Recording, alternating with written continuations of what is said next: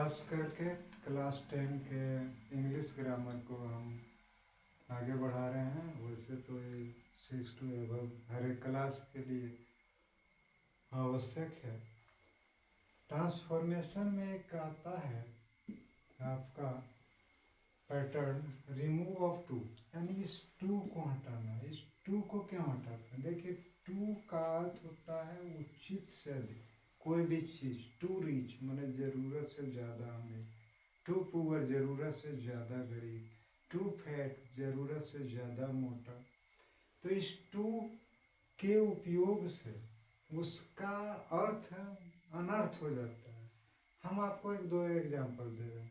देखिए, पहला सेंटेंस है टी इज टू हॉट, दूसरा है टी इज फेयरली हॉट। दोनों का अर्थ समझिएगा तो आसमान जमीन का अंतर है। इस टी इज टू हॉट मतलब नहीं पीने लायक, इतना ज़्यादा गर्म है कि हम पी नहीं सकते हैं, है ना। जैसे देहाती भाषा में कहा जाता है, बाप रे इतना गर्म है डॉकुआ जल जाता। और टी इज फेयरली हॉट, चाय तो गर्म होनी चाहिए, ठंडी चाय तो कोई नहीं पीता, यानी पीने लायक है।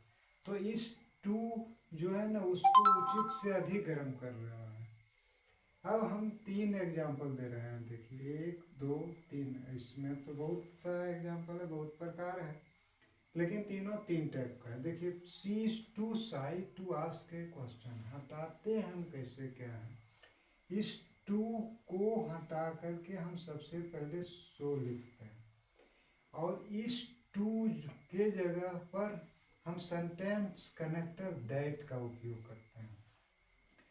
सेंटेंस कनेक्टर दैट के बाद यहाँ जो भी सब्जेक्ट आएगा उसका हम प्रोनाउन लिखते हैं। तो यहाँ भी प्रोनाउन ऐसे, और चूंकि इज प्रेजेंट टेंस में है इसलिए हम प्रेजेंट टेंस का ही वर्ड लिखते हैं, कैन नॉट।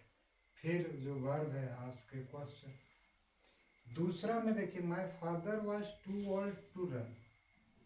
इसमें केवल एक अंतर है कि इसमें इज था प्रेजेंट टेंस, इसमें वाज है पास्ट टेंस। इसमें भी हम टू को, इस टू को सो में बदले हैं और इस टू के बदले दैट लगाए हैं। माई फादर सब्जेक्ट है, उसके लिए हम प्रोनाउन में ही लिखे हैं, लेकिन चूंकि यह पास्ट टेंस में है इसलिए कैन नॉट नहीं होकर के कुड नॉट हो जाएगा। तीसरा आपको मैं एग्जांपल दे रहा हूँ, एक अलग पैटर्न का है। The tree is too high to cling it, पेड़ इतना ऊंचा है कि कोई नहीं चढ़ सकता।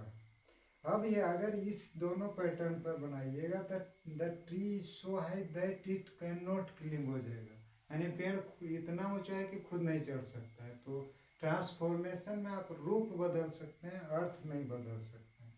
तो देखिए, इसका मतलब हुआ कि पेड़ इतना ऊंचा है कि कोई उस पर नहीं चढ़ सकता। None can climb it, no one can climb it, कोई नहीं चढ़ सकता। या the tree is so high that it can not be climbed, मतलब इतना ऊंचा है कि इस पर चढ़ा ही नहीं जा सकता। अगले वीडियो में मैं आपको ट्रांसफॉर्मेशन का अलग टॉपिक बताऊंगा।